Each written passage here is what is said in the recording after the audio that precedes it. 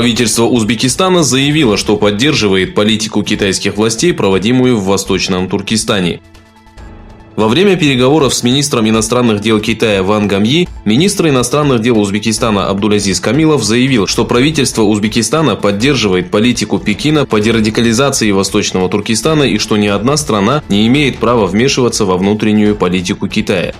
Основной темой переговоров стал китайский проект «Один пояс, один путь», посредством которого стороны надеются ускорить процесс укрепления торговых отношений.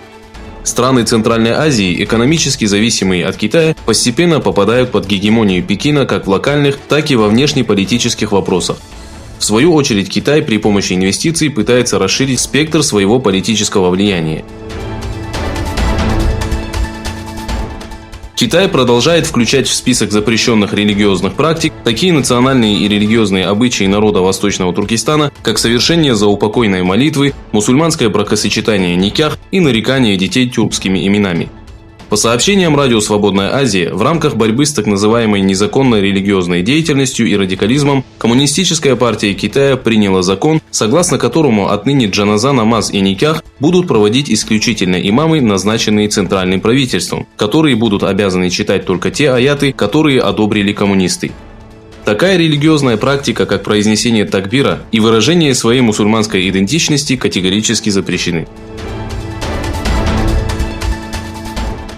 По прошествии 20 дней после введения комендантского часа в Джамму-Кашмире специалисты ООН по правам человека обратились к властям Индии с требованием прекратить ограничение свободы слова, мирных митингов и доступа к источникам информации в регионе.